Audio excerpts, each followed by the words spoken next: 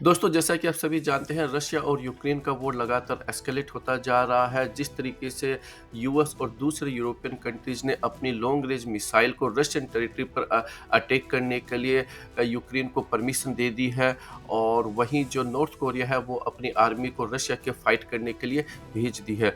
उधर ईरान जो है वो लगातार रशिया को अपने ड्रोन्स को अवेलेबल करवा रहा है, और वहीं रशिया जो है वो ईरान को अपनी S-300 मिसाइल सिस्टम को प्रोवाइड करवा रहा है। अब क्वेश्चन ये उठता है दोस्तों कि क्या भारत भी अब रशिया की हेल्प के लिए अपनी ब्रह्मोस मिसाइल को रशिया को एक्सपोर्ट करेगा?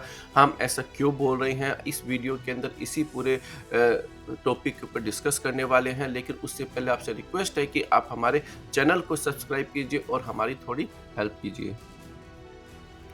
दोस्तों, ब्रह्मोस मिसाइल न केवल इंडिया की मिसाइल है बल्कि एक रशियन मिसाइल है। बेसिकली इसके अंदर जो इनिशियली टेक्नोलॉजी जो यूज की गई थी वो रशिया की टेक्नोलॉजी यूज की गई थी, और ब्रह्मोस जो कंपनी है दोस्तों वो रशिया और इंडिया का एक जॉइंट वेंचर है। जब ये कंपनी बनाई गई थी दोस्तों, तब ये डिसाइड किया गया था कि भारत और रशिया जिसको जितनी मिसाइलों की ज़रूरत होगी वो उतनी मिसाइलों को अपनी कंट्री के लिए परचेज करेगा।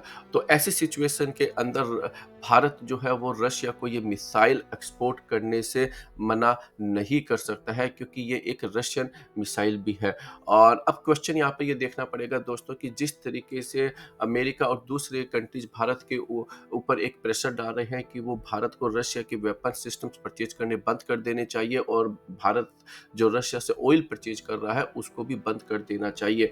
और ऐसी सिचुएशन के अंदर जब ये वॉर लगातार बढ़ता जा रहा है, लगभग 3 साल होने को आए हैं जिस तरीके से नॉर्थ कोरिया भी अपनी आर्मी को रशिया के फाइट करने के लिए भेजी है, तो क्यों अभी तक जो है रशिया ने भारत से इस मिसाइल सिस्टम्स की डिमांड नहीं करी है? हो सकता है कि भारत जो है फिलहाल रशिया को ये कन्विंस कर पा रहा हो कि अगर हम आपको ये मिसाइल को एक्सपोर्ट करते हैं तो हमारे ऊपर सैंक्शंस लगेंगे, और हमारे ऊपर अगर सैंक्शंस लगते हैं तो हम आपका जो ऑयल इंपोर्ट करते हैं वो यूरोप को नहीं बेच पाएंगे, और इससे आपकी इकोनॉमी खराब हो जाएगी। लेकिन दोस्तों, अब वॉर के अंदर उस सिचुएशन पर पहुंच चुके हैं जहां पर जो बड़े पावर है वो सॉर्ट ऑफ डायरेक्टली इन्वॉल्व हो रहे हैं।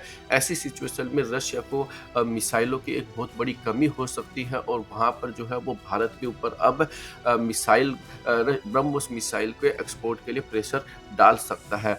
अब क्वेश्चन ये उठता है कि क्या भारत रशिया की इस डिमांड को मानेगा या नहीं मानेगा? अगर मानता है तो उसके ऊपर क्या इम्पैक्ट पड़ सकता है, और अगर नहीं मानता है तो उससे क्या इम्पैक्ट पड़ सकता है?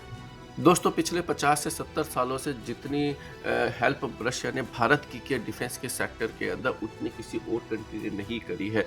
भारत के आज भी जितने भी जो बड़े वेपन सिस्टम्स हैं, चाहे वो SU-30 MKI हो, विक्रमादित्य आपका एयरक्राफ्ट कैरियर हो, MiG-29K हो, MiG-29 एयरफोर्स वाले हो, या फिर जो SU-30 MKI हो, आपके T-90 tank, T-72 tank, S-400 air defence system, और दूसरी जो शॉर्ट रेंज के एयर डिफेंस सिस्टम से सारे रशियन है। और ऐसी सिचुएशन में रशिया को नाराज करने का मतलब हो गया अपने डिफेंस प्रिपेयर्डनेस के ऊपर एक बहुत बड़ा इम्पैक्ट डालना।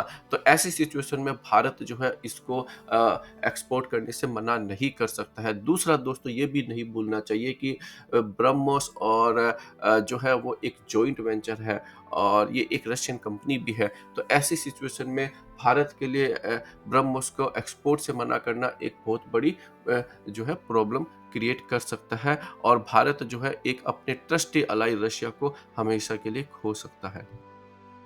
अगर रशिया वॉर हारता है दोस्तों, तो ईरान जो है वो भी एक बहुत बड़े संकट के अंदर फंस सकता है, क्योंकि उस सिचुएशन में भारत के लिए एक बहुत बड़ी प्रॉब्लम क्रिएट कर सकता है। उस सिचुएशन में भारत के पास में जो ऑयल के जो सोर्स होंगे दोस्तों, वो मेनली सऊदी अरेबिया रह जाएंगे, क्योंकि इराक और जो दूसरी कंट्रीज है वो भी एक्चुअली अमेरिकन इन्फ्लुएंस के अंदर है।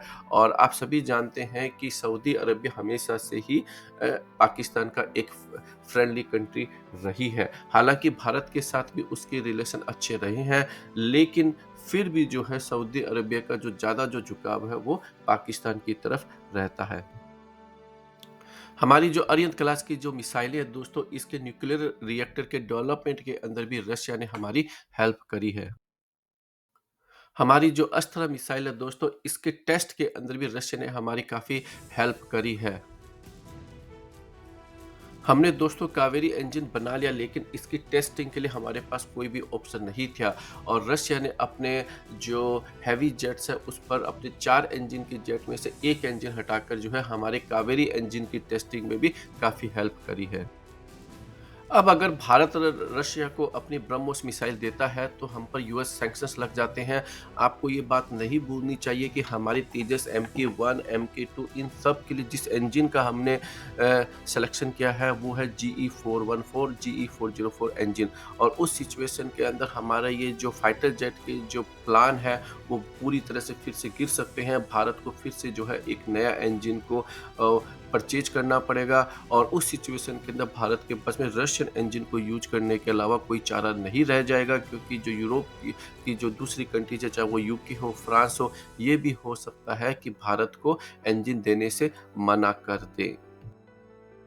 इसके अलावा दोस्तों भारत के आईटी सेक्टर और भारत के गारमेंट एक्सपोर्ट हाउस पर बहुत बड़ा फ़र्क पड़ सकता है। डोनाल्ड ट्रंप ने ऑलरेडी जो है इमिग्रेशन के ऊपर कंट्रोल करने की बात कही है, और अगर भारत रशिया को ब्रह्मोस मिसाइल एक्सपोर्ट करता है तो हो सकता है कि वो भारतीयों के खिलाफ जाकर जो है और ज़्यादा एक्शन लेने स्टार्ट कर दे, और इससे जो है भारत की इकोनॉमी पर भी बहुत बड़ा इम्पैक्ट पड़ सकता है।